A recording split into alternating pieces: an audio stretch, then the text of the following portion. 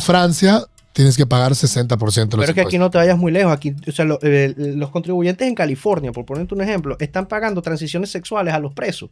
Sí, impresionante. A los inmigrantes ilegales que quieren hacer esas transiciones las está pagando el Estado. Y eso es lo que está haciendo Gavin Newsom. Y te digo algo ahorita con el tema de California. California, si sigue a este ritmo, en 2028 se convierte en un swing state, porque no fue un estado azul. Ganaron en los puntos claves que tenían que ganar, pero esta vez perdieron demasiado terreno. Hola, soy Rodrigo Arenas. Te doy la bienvenida a Líderes, el podcast donde conversamos con las voces más influyentes en política y negocios, defendiendo siempre nuestros valores conservadores. Si quieres conocer de primera mano cómo piensan y qué inspira a los líderes de hoy, te invito a suscribirte al podcast. Apóyanos siguiéndonos en nuestras redes sociales y compartiendo nuestros episodios. Sé parte de la comunidad que construye un futuro mejor.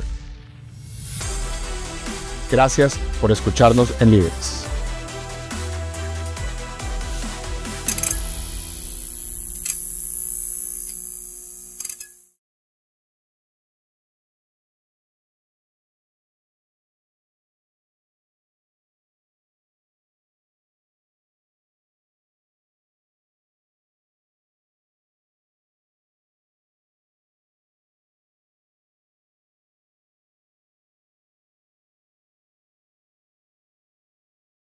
Hola, bienvenidos una vez más a su podcast República. Hoy estamos con un invitado muy especial, con Raymond Azar, que es productor y creador de contenido de Voz. Voz es un medio de noticias conservadoras, de opinión y análisis que invitan a la reflexión.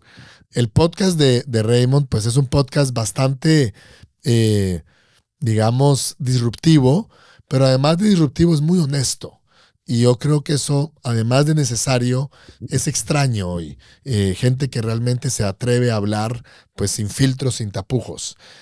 Bienvenido, Raymond. Muchísimas gracias por haber estado hoy con nosotros. Gracias a ti por la invitación. Raymond es de Venezuela y eso me va a llevar un poquito a la primera pregunta, Raymond. ¿Hace cuánto estás en Estados Unidos? Ya este año cumplo 10 años aquí. O sea, viniste en el 2014. Sí, finales ya del... 2014-2015.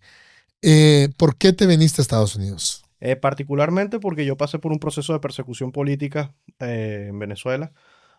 Y luego ya aquí me establecí en eso y la persecución continuó, ¿no? O sea, soy uno de las tantas personas que ha llegado acá huyendo lamentablemente de su país por ah, hacer algo adverso a lo que pretendía el régimen venezolano, ¿no?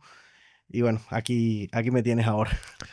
Y Raymond, a mí me llama la atención que teniendo tú la historia que tú tienes y que la tiene pues muchísimos venezolanos que están aquí en Estados Unidos, todavía vio el año pasado eh, a muchísimos venezolanos apoyando la candidatura de Kamala Harris, eh, cuando ha sido más que evidente que son los gobiernos, son los gobiernos republicanos los que de alguna manera se atreven a derrocar estas dictaduras como la venezolana, ¿no? Los gobiernos demócratas históricamente son cómplices de estas dictaduras. ¿Por qué? ¿Cuál es la explicación de que haya tanto venezolano en Estados Unidos que vota por el Partido Demócrata y en el caso de la elección anterior por Kamala Harris, que estaba a la izquierda de la izquierda del Partido Demócrata? Mira, hay algo en esta vida que no tiene límites y es la ignorancia, ¿no? Y lamentablemente Venezuela en política yo considero que es un país muy ignorante. ¿Y a qué me refiero con esto? Venezuela primero que es un país que nunca en la vida ha tenido derecha, empezando por ahí. Nunca ha habido un partido de derecha. Tampoco pueden calificar a esta oposición venezolana como partidos de derecha porque no lo son, incluyendo María Corina. No, o sea, ese 20 Venezuela no son partidos de derecha. Totalmente de Y acuerdo. ellos no tienen, o sea, en Venezuela no está el conocimiento, eso siempre ha sido un, un mandato de izquierda, de centro izquierda, por historia. No ha cambiado eso y sigue así. En Venezuela no van a nacer partidos de derecha mientras esté tampoco la dictadura de Maduro en el poder. El tema de lo de acá, yo creo que Trump es una persona que genera emociones, ¿no? Y los venezolanos que simplemente no le gusta, a muchos venezolanos les gusta el socialismo y esa es la realidad. Y por eso es que se sintieron primero identificados con Biden. Quizás no se sintieron tan identificados con Kamala Harris, pero no les quedó de otra porque fue una candidatura improvisada, ¿no? Pero la terminaron amarrando como, lamentablemente, como buenos borregos que se han convertido en los últimos años, no solo en la política venezolana, sino en la misma política aquí. Han traído esa cultura para acá. Han querido tachar a un hombre porque les cae mal, porque no les gusta, y el venezolano siempre fue dependiente de eso, que a mí me tiene que caer bien el político, pero con tal el que va, el que hace, el que habla feo, lo tachan, y este es el caso de Trump. Y obviamente a esto se le suma también toda esa retórica de los medios de comunicación, porque o sea, nosotros en Voz somos un medio muy pequeño a comparación con lo que puede ser Telemundo. Pero tú ves las líneas editoriales de ellos y el alcance que tienen ellos, y obviamente es mayor porque tienen unas plataformas gigantescas por años. Y es la única opción que ha tenido el hispano dentro de este país. Entonces, esta yo creo que ha sido la elección más importante aquí en los Estados Unidos porque ha demostrado que los medios de comunicación perdieron el control de la gente. Entonces, es ahí a donde vas. Y yo creo que eso es muy positivo. Sí, totalmente. Porque lamentablemente, pues tú lo vives y yo lo vivo todos los días, la gran mayoría de periodistas en el mundo son socialistas. O sea, la gran mayoría. Realmente somos un bicho raro los periodistas que seamos capitalistas, ¿no? Y esto me lleva, Raymond, al siguiente tema, y es que a mí una de las cosas que más me impresionaron de la campaña de Kamala Harris fue versus, digamos, la de Trump. A ver, yo vi muchísimos análisis, leí muchísimos análisis de por qué perdieron los demócratas. Y entonces que si la economía, que si la frontera sur, que si la inflación, y todo eso obviamente sumó, no me cabe la menor duda. Pero para mí hubo algo que la gente no ha hablado y que es impresionante. Y es que Kamala Harris utilizó a gente como Jennifer López, que nadie admira. O sea, nadie quiere tener los principios y valores de Jennifer López. O sea, la admirarán por las cremas que se pone en la piel o por cómo hace para mantener el cuerpo que tiene a la edad que tiene. O sea, podrá dar tips de eso. La gente podrá hacerle caso. Es muy difícil que tú vayas a pedirle orientación a la que fue novia de P. Diddy, por ejemplo, ¿no? Por ejemplo, o sea, novia de P. Diddy y asistente a muchas de las fiestas de P. Diddy. Pero además de 5 maridos, 6 maridos, pero bueno. No tiene el criterio más acertado. No tiene, digamos, el criterio humano más acertado.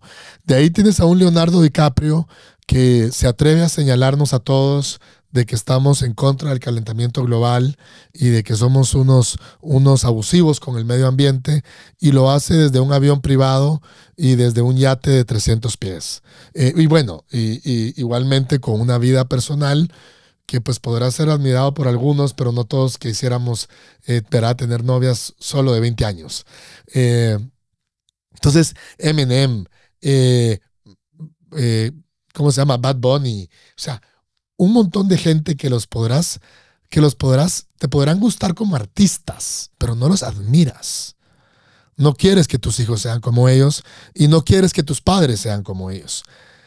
Y a ellos fue a los que, si tú te das cuenta, en la última recta final de la campaña, a los que más le dieron el micrófono. Me recuerdo que hasta Jennifer López hasta salió llorando después de la... Jennifer López siempre ha sido mala actriz, empezando por ahí. Para empezar. Eso no hay duda. Pero el tema con los artistas dejó claro que los artistas no influyen en el voto de la gente.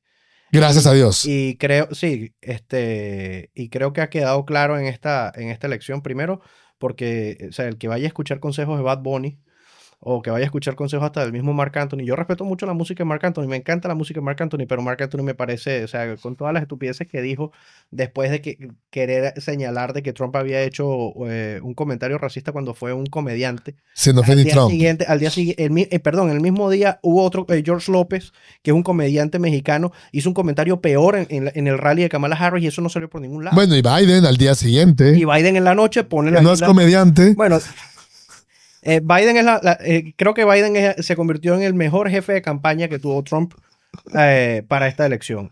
No lo veo de otra manera, ¿no?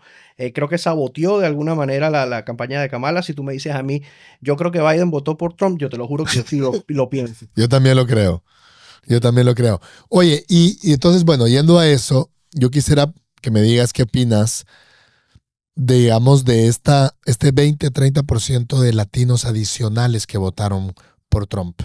Que no solo es un 20-30% de latinos, en números absolutos es enorme, porque hace unos números que hace 50 años en Estados Unidos habían alrededor de 20 millones de latinos, no de hispanos. Que alguien me tiene que decir al fin si son hispanos o latinos, si somos hispanos o latinos. No, lo que pasa es que los hispanos y los latinos votaron por Trump y los latinex fueron los que votaron por Kamala Harris. Que son como 3. Exactamente.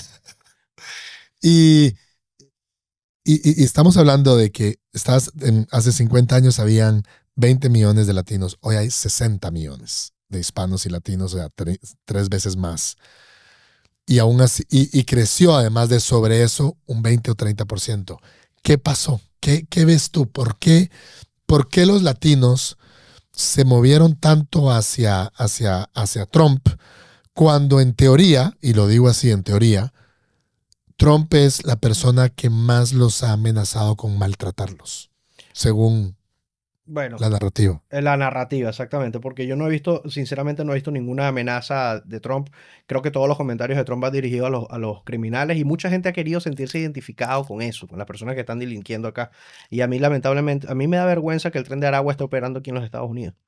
Como venezolano, a mí me da vergüenza eso. ¿Pero a mucha gente se ha identificado o será que los medios y los demócratas han querido analistas políticos y lo que era la parte de la campaña de Harris en español se han encargado de vender ese mensaje. Pero no les funcionó. No, y decir que Trump dijo, o sea, Trump fue muy claro con el tema de que él iba a ser un dictador en el primer día de gobierno, refiriéndose al primer día con todas las órdenes ejecutivas que tenía que implementar, que quitó la administración de Biden. Y ellos lo que dicen es que Trump admitió que iba a partir del primer día ser un dictador. Entonces ahí cuando tú empiezas a ver cómo juegan con todos estos términos y con lo que tú dices el tema de los hispanos, Ronald Reagan dijo algo aquí muy cierto y en ese momento, y hay que ver lo visionario que fue ese señor y para mí que ha sido el mejor presidente de los Estados Unidos, sin duda, y es que el hispano era conservador y no lo sabía. El hispano cree en Dios, el hispano cree en la figura de la familia, el hispano respeta la figura de la masculinidad tradicional, el hispano no se dejan vender ese humo de la cultura woke. Si tú quieres tomar un ejemplo claro, podemos irnos al 21 de marzo, que fue el día de Pascua, que lo declararon también el día de la visibilidad transgénero, y la Casa Blanca lo puso en todas sus redes sociales en inglés, pero en español no lo hicieron. Entonces, es por eso que yo creo que los latinos se han sentido identificados. Los que vivimos, mejor dicho, ya bajo una administración Trump, sabíamos cómo estaba nuestro bolsillo, porque hoy en día tú vas hoy a un supermercado y tú ves a una persona que está pagando comida con tarjeta de crédito. Y eso es un claro indicador de que una economía no funciona. El día que las personas se empiezan a endeudar por comida, para comer, es que quiere decir que la economía de tu país no está bien. Y esto es algo que ellos han querido tapar y han querido decir que es normal porque si las personas hacen crédito. No, señores. O sea, la comida nunca se paga con crédito. Jamás. Eso es una mentira. Y eso es lo que estamos viendo hoy en día. El tema de cómo se han querido meter con los niños, el hispano lo rechaza. La misma comunidad negra rechaza eso mismo. Y ese fue el resultado de esta elección. Y Trump se convirtió en el primer presidente republicano con el mayor apoyo hispano por encima de Bush y Reagan.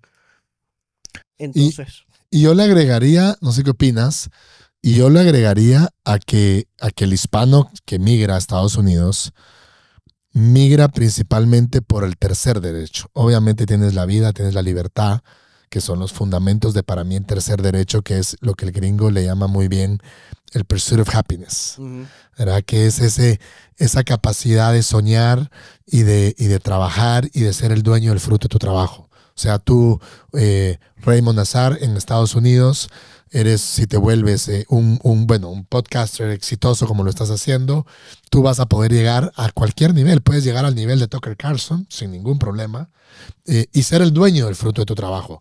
Versus un Venezuela que el gobierno te meta a la cárcel, si lo haces. No, hombre, ¿verdad? o que te maten la vida con los impuestos, porque O eso es lo otro. En Francia tienes que pagar 60% de los Pero es que aquí impuestos. no te vayas muy lejos. Aquí, o sea, los contribuyentes en California, por ponerte un ejemplo, están pagando transiciones sexuales a los presos. Sí, impresionante. A los inmigrantes ilegales que quieren hacerse transiciones las está pagando el Estado. Y eso es lo que está haciendo Gavin Newsom. Y te digo algo ahorita con el tema de California. California, si sigue a este ritmo, en 2028 se convierte en un swing state porque no fue un estado azul. Ganaron en los puntos claves que tenían que ganar, pero esta vez perdieron demasiado terreno. Y se ha demostrado en las elecciones del Senado y el Congreso. Entonces, yo fuese los demócratas.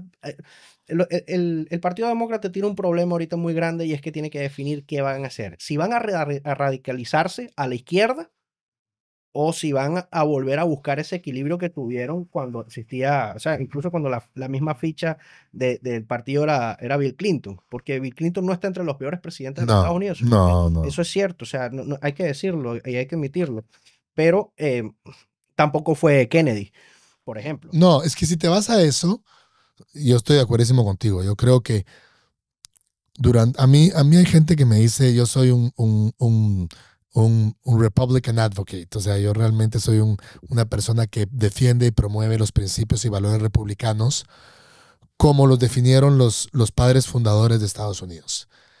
Y mucha gente me pregunta, no mucha, pero alguna gente me pregunta, ¿por qué? ¿Por qué soy tan arrogante de creer que ese es el sistema y no otro?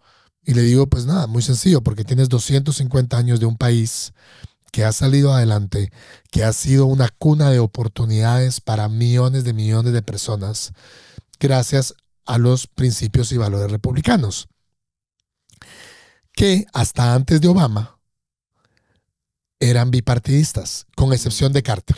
Carter también fue un desastre.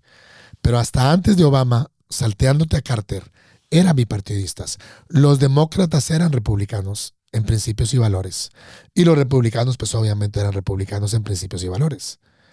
Tú no tenías en Estados Unidos. Entonces, hablaba la vez pasada con una persona experta y me decía, sí, es que we have the liberals, los liberales, y los izquierdosos, los leftists. Es que el Partido Demócrata, o sea, el término liberal ha sido secuestrado. Exacto. Como ha sido secuestrado el Partido Demócrata por estas personas como... Bueno, la palabra demócrata ha sido secuestrada. Alexandra Ocasio-Cortez, Ilda Omar, todo ese grupo del llamado Squad, la misma Kamala Harris, personas como Gavin Newsom, Tampon Tim, porque yo no le voy a decir de otra manera, al que se había lanzado para vicepresidente. Esos son personas que son radicales de izquierda. Y son las personas que han acabado el Partido Demócrata. Y son ese tipo de personas que le han hecho tanto daño a figuras como Robert Kennedy o figuras como el mismo John Fetterman, que todo el mundo pensaba que era un loco y el tipo terminó siendo más ubicado que todos esos izquierdosos. Bueno, Tulsi Gabbard también. Exactamente, pero el tema de Fetterman ha sido una sorpresa para todo el mundo. Fetterman, evidentemente, después de que entró al psiquiatra, porque estuvo de baja bajo un tema de depresión y no sé qué, salió más conservador. Lo que quiere decir que para mí, o sea, ser de esos liberales, eso es un problema de salud mental hoy en día, que eso no quieren tratar. Y se ha demostrado con este tipo. Este tipo se ha puesto del lado de Israel. Sí. O sea, ha sido de los pocos demócratas que ha dicho, no, esto que está pasando. Y eso fue un factor que le jugó muy en contra a esta administración, porque tú veías a Kamala Harris vendiendo en campaña en Michigan, Sí. a favor de los musulmanes, pero en Pensilvania vendía a favor de los israelíes, sí. Y ahí está, le pasaron factura en los dos estados. Y eso, a ver, yo creo que eso, gracias a Dios, es la famosa congruencia, ¿no? La congruencia, te la paga o te la cobra. O sea, una persona que todo el tiempo te dice que va a atacar el tema de las armas y que va a quitar las armas y que va a quitar las armas y luego te dice que ella tiene armas y que luego ahora lo que quiere hacer son medidas de safety. No. La segunda enmienda no se toca, la primera enmienda no se puede tocar y eso es lo que estaba en peligro, porque ellos hablaban incluso hasta de censurar las redes. Ya nosotros vimos censura en el 2020 con el tema de pandemia y con el tema de los resultados de las elecciones. Este año no vamos a ver eso. ¿Y qué dirías, Raymond, que hay que hacer para que, bueno, hoy el 40%, ¿no? de hispanos votaron por Trump, ¿no? Que son 4 por 4, 16 millones. Todavía tenemos 24 millones que votaron o que están, digamos, por los demócratas. ¿Qué dirías tú que hay que hacer para que esos 24 millones de hispanos más los que van viniendo terminen de entender que son los principios republicanos los que los atraen a este país y que no pueden venir a este país o no deben venir? Claro que pueden hacerlo, porque a ese nivel de libertad, ese es el nivel de libertad que te da este país, pero que no deberían de venir a este país y votar por todo de lo que vienen huyendo. Votan por una mujer, en este caso Kamala Harris, que si hubiera ganado las elecciones, es la primera que va por medio de su Departamento de Estado, a implantar pobreza, agenda LGTBQYWZ, el abecedario. Es la primera que le va a hacer daño y que promueve, como lo hicieron en Honduras, candidatas como Xiomara Sosa, que es comunista. O sea, la mujer es comunista. Vamos a ver qué pasa en las próximas elecciones de Honduras, a ver si hay y cómo se dan, porque creo que Honduras está en un riesgo enorme. Promueven a los gobiernos que invitan a China a hacer negocios con ellos. Además de que, bueno, todo lo que sabemos de que le dan el dineral que le dan a Venezuela para que Venezuela le dé a Irán, para que Irán después le dé a Hamas y haga lo que hizo Bueno, eso no fue, lo último de Hamas no fue a través de Venezuela. O sea, la administración Biden levantó sanciones y 2 semanas más tarde, el 7 de octubre, pasó lo que pasó el año pasado, ¿no? Pero entiendo que, no, tienes razón, no fue por medio de Venezuela, pero sí fue por, o sea, sí, por medio de Venezuela han pasado muchas cosas. Pero recibieron una cantidad de plata enorme los iraníes. Sí, a ellos les levantaron sanciones. También. Justamente ahí mismo fue que pasó. O sea, además de las de Venezuela. Exactamente. O sea, es que todos estos regímenes dictatoriales han sido flexibilizados y tratados con cariño por la administración Biden. Ahora, hay un daño muy grande en este país y yo le digo a la gente que me dice, bueno, pero ahorita quizás Marco Rubio, secretario de Estado, Trump vuelve. Yo digo, ya va. Hay que poner las cosas claras. Trump tiene una política que se llama America First. Y el gobierno de Biden ha dejado demasiado maltratado a este país en las políticas internas. Y eso va a ser lo primero que se van a enfocar. Y Trump no le van a alcanzar 4 años para acabar con las dictaduras del mundo. Más bien yo lo veo muy difícil, ¿no? Porque Totalmente. Venezuela hace rato, por ejemplo, el tema de Venezuela dejó de ser un tema de prioridad para los Estados Unidos. Y aparte que bajo la administración Biden se liberó a Alex Saab, se liberaron a los narcosobrinos. Estados Unidos no tiene nada con qué coaccionar a menos que quiten las licencias del petróleo y empiecen a aplicar nuevas sanciones, que eso va a estar en esta. Pero además de Estados Unidos ya no necesita el petróleo venezolano, entiendo yo. Exactamente. Como lo necesitaba hace algunos años. Lo que pasa es que, claro, Biden, o sea, la administración Biden estaba empeñada, o sea, que eso es lo gracioso. Te mantengo las sanciones, pero te voy a seguir comprando petróleo. Pero porque Biden no quiso hacer fracking, entiendo yo. Y necesitaba bajar el precio de la gasolina. Entonces, claro, ahí tú empiezas a ver las políticas contradictorias que los mismos demócratas venezolanos no te sabían ni explicar. No te saben explicar por qué Alex Saab consigue un indulto presidencial. Increíble. No te saben explicar por qué la administración Biden le bloqueó al Congreso la información para entender por qué se dio el indulto al testaferro más grande de Latinoamérica, que es ese señor. Entonces, ahorita, con todo este cambio que va a haber, Senado, Congreso, presidencia y absolutamente todo, quizás vamos a saber por qué fue lo que pasó, pero ya es tarde. Y bueno, la manera que Maduro se burló de Biden es extraordinaria. No, yo no creo que se haya burlado, yo creo que todo esto fue muy bien planeado, muy bien negociado entre ambas administraciones. No lo veo de otra manera. Maduro tiene muy buenos lobistas y esa es una realidad que la gente no quiere decir. Y tiene gente que le llega a los gobiernos de afuera tranquilamente con ese maletín de dinero o de la manera que sea, pero les llegan. Ellos se han sabido codear con gente muy poderosa en el mundo que les sigue abriendo las puertas. Y ahora hay que ver qué pasa con esta administración. Pues bueno, yo creo que si Venezuela tiene esperanzas con esta administración, pero estoy de acuerdo contigo. Creo que yo le agrego a lo que dices tú de los problemas internos y de las otras, digamos, de los problemas externos más grandes como lo es Rusia, Ucrania, Israel, China. Le agrego de que realmente Estados Unidos, o sea, Trump tiene esta posición de solidez 2 años. porque en 2 años las probabilidades de mantener el Congreso y el Senado pues son muy bajas A históricamente. menos que no se reestructure el Partido Demócrata, que siguen en la misma línea. Pero digamos que históricamente no ha pasado. Sí. Históricamente, generalmente cambia la fuerza en el Congreso y ahí los demócratas van a bloquearle todo. Hay un tema muy claro, que la diferencia de sillas en las dos cámaras es muy amplia también. Y eso tampoco se había visto así. Y eso es no estoy diciendo que no vaya a pasar lo que tú estás diciendo, pero esto tampoco había pasado. Sí, puede ser. Hay un montón de cosas que no habían pasado nunca que pueden pasar ahora. Estoy de acuerdo contigo. Y ojalá fuera así, porque entre más tiempo tengan, yo creo que más. Y regresando Raymond, a la parte, digamos, de la guerra cultural y de esta manipulación de la narrativa. Digamos, yo soy un apasionado de la narrativa en la línea de que yo creo que la narrativa lamentablemente es más poderosa que los mismos números, que la data, que los hechos. Y esto me terminó de convencer.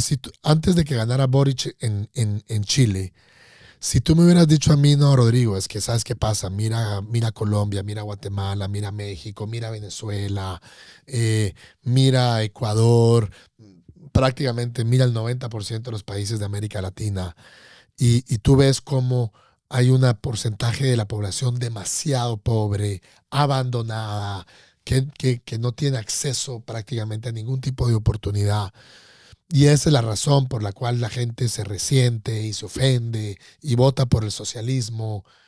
Yo te hubiera dicho, sí, puede ser, tienes razón. Puede ser que esa sea la razón. Y la corrupción. Pero yo cuando vi Chile, hace algunos años, que si todos los países de Latinoamérica hiciéramos 30 años, todo bien,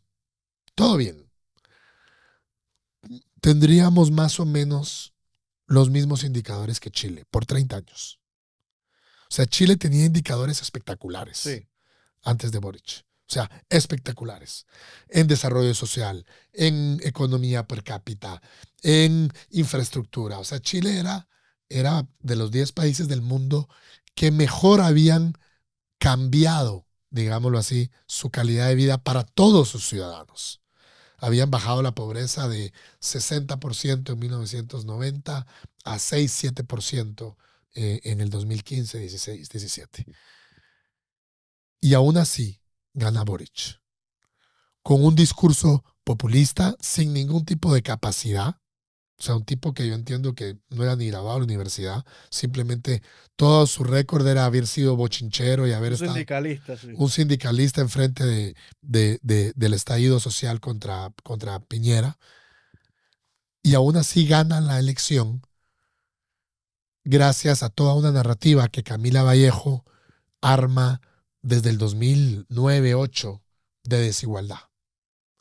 O sea, yo me pongo a pensar que tú tuviste en Chile jóvenes, digamos, de 35 años, que probablemente ganaban $3,000 al mes, votando por Boric, cuando sus papás 30 años antes ganaban $300 al mes. O sea, que de verdad habían salido de la pobreza a una clase media pujante. Y votan por Boric. ¿Qué te quiero decir con esto? La narrativa. Que es la narrativa que el socialismo, incluso en el Partido Demócrata, había logrado avanzar muchísimo. Lo vemos en ciudades cosmopolitas como Miami, Nueva York, San Francisco, Los Ángeles, bueno, el mismo Austin en Texas. Bueno, Miami-Dade dio la sorpresa. Miami-Dade, ¿verdad?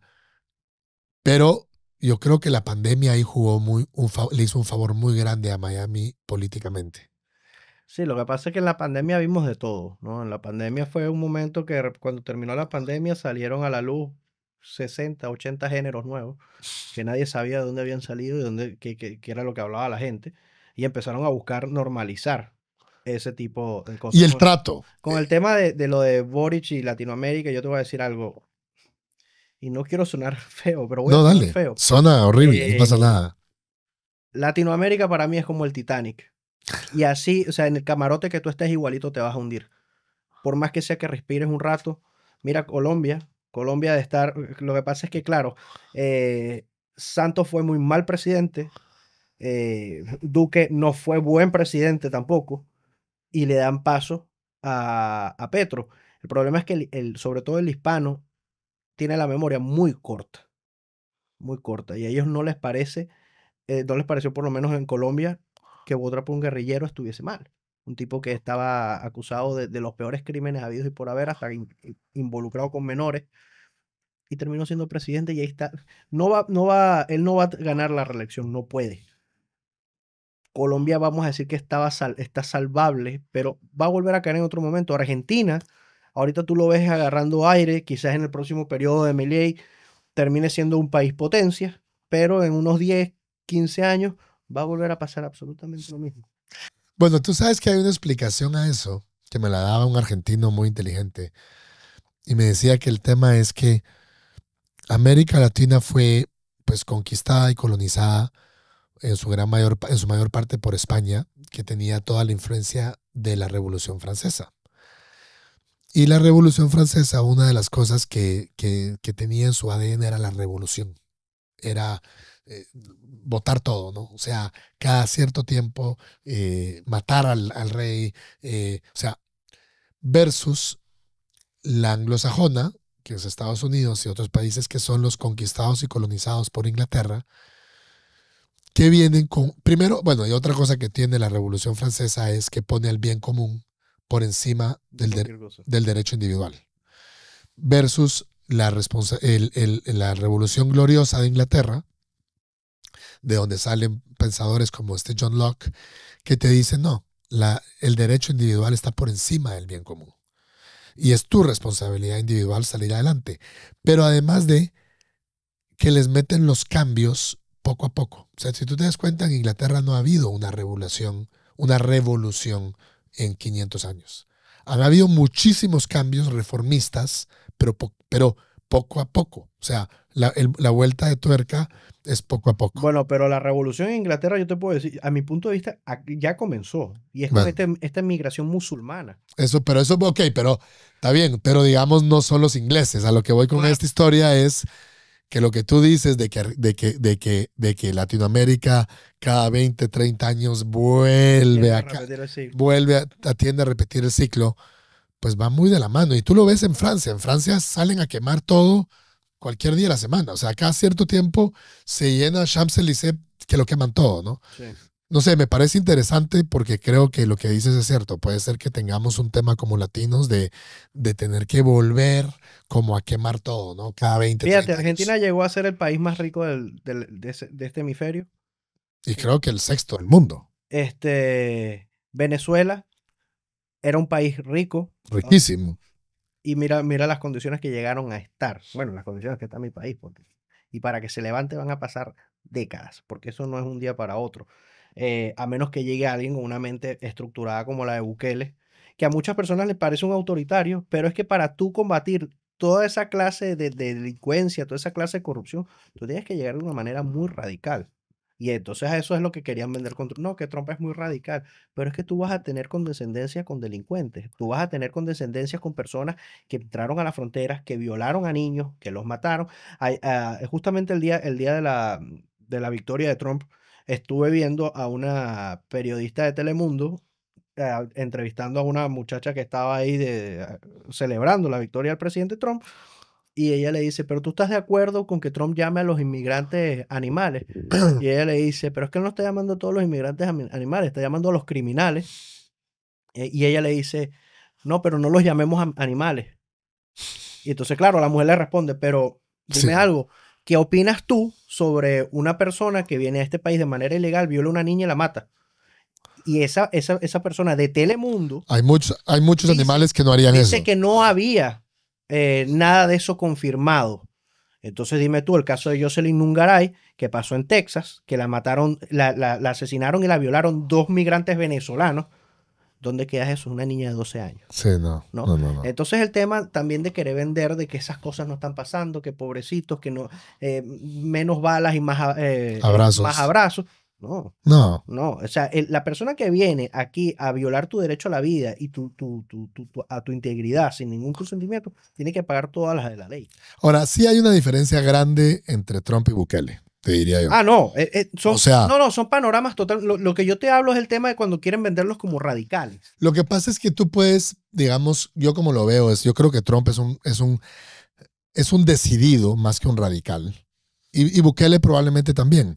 Y yo creo que Bukele ha hecho muchas cosas buenas, pero la gran diferencia es que Trump vive en una república en donde va a tener un Congreso, un Senado, una Corte Suprema de Justicia, que si bien es cierto, aunque tenga ahorita la mayoría, te garantizo que lo van a cuestionar. Te garantizo que... Hay de todo. Todavía hay muchos republicanos rinos. Aunque no sean rinos, digamos, hay una posición institucional. Yo me recuerdo cuando Trump fue presidente en el primer periodo, yo decía que Trump era el hombre más poderoso del mundo, pero la Corte Suprema de Justicia de Estados Unidos le decía, No. pero no de Estados Unidos. O sea, eres el más poderoso del mundo. Y una Corte Suprema de Justicia conservadora y apuesta por él. Y yo creo que eso es espectacular aquí en Estados Unidos. Totalmente. Y eso es lo que es, para mí esa es la fórmula de la sostenibilidad a largo plazo. Versus Bukele en El Salvador, que va a depender de él. O sea, Bukele, si tú me preguntas a mí, va a depender de él que se vuelva una especie de dictadura tipo Singapur, espectacular, y de donde el país salga adelante y vuele, o Nicaragua. O sea, él va a decidir, porque hoy la justicia de El Salvador es de Bukele. Lo que decida Bukele, eso es lo justo o lo injusto. Tú vas a romper la ley que Bukele decía que rompiste o que no rompiste. Y lo mismo las leyes. O sea, el Congreso. Van a pasar las leyes que Bukele decida que pasen o que no pasen. Entonces, yo creo que hay una gran diferencia ahí porque igualmente Milei. O sea, Milei es muy excéntrico para hablar, es muy fuerte. Ayer vi un video que me encantó, que le dio durísimo al Congreso, pues sobre todo a los de izquierda, del Congreso de Argentina, pero no les metió el ejército para sacarlos. O sea, no entró Milei y sacó a toda la Corte Suprema de Justicia y puso la suya. Entonces, creo que son dos, digamos, en esos tres personajes, yo no los pongo en el mismo canal. No, es que yo creo que no puedes poner ninguno de ellos en el mismo canal. Cada quien es un líder diferente en su país. En su cancha, sí. Y también hay que recordar que cada país es totalmente diferente y no puedes comparar Estados Unidos con nada más. Que si no puedes quitar la Bukele, que convirtió a El Salvador en el país más seguro de toda Latinoamérica. Del mundo, casi que. O sea, de hecho tengo personas que trabajan conmigo, están en El Salvador. Y me dicen que todavía no se acostumbran a sacar el teléfono en la calle, ¿no? Entonces, son cosas que... dicen que dejas el carro abierto. No, espectacular. Bueno, o sea, no te vayas muy lejos. Fíjate, en Latinoamérica siempre ha pasado lo mismo en Uruguay. ¿Quién habla de Uruguay? Nadie habla de Uruguay. Sí. Nadie habla de Uruguay porque en Uruguay han habido gobiernos de izquierda. Pero ese sistema, ese establishment. Ese es el sistema republicano. Eso no ha existido. Uruguay es un país que la gente duerme todavía con las puertas abiertas. La mayor tasa de muertes es gracias al suicidio o accidentes de carro. O sea, es totalmente lo contrario a lo que se ve en otros países de Latinoamérica. No sé si es por el tamaño que influya, pero El Salvador también era un país muy pequeño. Y ha pegado un cambio radical, que ahorita la gente va a hacer turismo a El Salvador, que cuando tú te imaginabas eso, ¿no? No, yo me alegro muchísimo por El Salvador y por los salvadoreños. Para nosotros los salvadoreños son hermanos, ¿no? Son no solo vecinos, sino hermanos. Pero sí te digo, digamos, Uruguay es un país republicano. Sí. Es un país donde las instituciones republicanas funcionan, ¿verdad? Versus, vamos a ver qué pasa con El Salvador. Yo me muero porque le vaya bien, porque además de para nosotros en Guatemala sería un excelente negocio que a El Salvador le vaya bien, porque muchísimos guatemaltecos tenemos empresas en El Salvador, entonces es muy importante que les vaya bien, pero va a depender de él. El riesgo ahí es que depende de él, absolutamente, de lo que él decida. Está caminando una línea muy delgada, esperemos que no se... De para donde él decida agarrar el timón, igual en 20 años de Singapur o Nicaragua. Ojalá sea Singapur. Primero Dios sea Singapur. Yo creo que es un tipo inteligente y creo que él sabe eso y está haciendo todos los esfuerzos para que vaya, digamos, hacia Singapur. Pero regresando a Estados Unidos y a Trump y a esta, ¿cómo te diría? A este parteaguas. Yo quiero creer que este número enorme de hispanos que votaron por Trump, este cambio, hay una gráfica que en varios medios que te muestra que todos los counties de Estados Unidos viraron a la derecha. Unos menos, unos más, pero El del New York Times. todos. Sí. O sea, no hubo ninguno. Yo quiero creer que es debido a que la sociedad americana, que al final del día mueve el mundo. Acuérdate que la sociedad americana es la que hace 100 años decidió llevar el capitalismo al mundo. Y lo llevó. Y estaba también llevando toda esta cultura woke al mundo. Y la estaba logrando llevar. Yo quiero creer que que digamos, destruya a la sociedad, esa ideología, ¿no? Esas ideas culturales. Yo quiero creer que esto cambió, ojalá para siempre. Y también, y con esto quiero escuchar tu opinión, vi que la generación Z también votó mucho por Trump, de una manera importante. Sí. No tanto los millennials, pero sí la Z, que eso creo que también es positivo. Es positivo porque tú no puedes, o sea, no puedes ver con buena cara que quieran meter un hombre en el baño de una mujer. No puede ser. Empezando por ahí, ¿no? Yo tengo 3 hijas y yo mato a cualquier hombre que se meta a su baño. El escándalo de Planet Fitness, por ejemplo, que aquí en Florida no lo han podido implementar porque eso está prohibido. De hecho, esa va a ser una de las primeras órdenes ejecutivas que va a firmar Trump, que no pueden haber hombres en deporte femenino, muy bien, y que no pueden haber hombres en baños de mujeres en todo el país. Punto. ¿No? Ya está, se acabó. Aquí cada quien es lo que es. Si tú, el problema, mira, yo no tengo problema con que tú te creas lo que tú te quieras creer, ¿no? Yo tampoco. Mi problema es cuando vienen a imponerme a mí esa idea y vienen a decirme a mí, por yo no estar de acuerdo, que yo soy un fascista, que yo soy un anticuado, que yo soy extrema derecha, que yo soy un racista, que soy un homofóbico, que soy un transfóbico, y te empiezan a inventar todas las palabras con la palabra fóbico al final, porque no saben qué más, porque no tienen de otra manera cómo neutralizarte, ¿no? Nosotros tuvimos ahorita, por ejemplo, Agustín Laje estuvo con nosotros en Voz, Karina Yapur lo entrevistó, y por esto que dijo del tema del globalismo, censuraron la entrevista. No, Y tumbaron la entrevista de YouTube, tuvimos que bajar la entrevista, editar esa parte, subirla así y está completa en nuestra plataforma. Yo también tuve una conversación con Agustín Laje, pero nosotros sí hablamos, como decimos nosotros los venezolanos, a calzón quitado y eso únicamente se va a encontrar en nuestra plataforma porque es completamente sin censura. Ahí hablamos tema COVID, ahí hablamos tema las transiciones sexuales, todo lo que nadie quiere escuchar está ahí. Porque esa información tiene que salir. Esta censura que tienen estas plataformas, eso es algo que es inaudito. Bueno, entiendo que Trump también lo va a perseguir eso. Y esperemos que así sea, porque así, te digo algo, creo que la compra de Twitter por Musk ha sido una de las jugadas más exitosas para mantener el rumbo correcto en este país. En el mundo. Bueno, pero mira lo que pasa en Brasil, por ejemplo, ¿no? O sea, son dos cosas distintas. Entonces creo que la libertad de expresión hay que mantenerla. Totalmente. Independientemente de lo que opines tú, lo que opine yo, o sea, es momento de debatir todo el mundo y ya. Yo digo que la libertad de expresión es universal para cualquiera. Cualquier idiota tiene que tener el derecho de decir cualquier Lamentablemente estupidez. sí, es así. Hasta los más idiotas tienen que tener derecho a palabra. De decir lo que se les dé la gana. Pero la libertad de prensa tiene que ser con responsabilidad. No puede ser que mientan de la manera que mienten, que acusen de la manera que acusen. No puede ser. Raymond, lamentablemente este es el primero de muchos podcasts que vamos a tener, te lo prometo.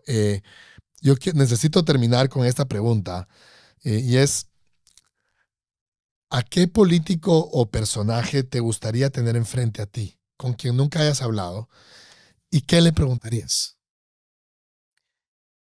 Creo que, o sea, si vamos a un orden de gustos, siempre voy a poner por encima a Reagan. Y es por la visión que tuvo de la defensa de la familia, ¿no? O sea, sí puede ser que me gustaría saber cómo lo vio o por qué le llegó a él ese pensamiento, ¿no? Porque si hubo un presidente en este país que defendió la figura familiar, fue él. Y esa sería, En los No la 80s. pregunta, sería una conversación, conversación. en tal caso. Porque, pues, y ahí sí, bueno, otro podcast, pero sería lo que hiciera. Sí. Buenísimo, pues Raymond, muchísimas gracias. Como te digo, que sea el primero de muchos. Seguro. Siempre pues es un placer platicar, conversar con gente que no solo es inteligente, sino que puede transmitir sus ideas y fundamentarlas, ¿no?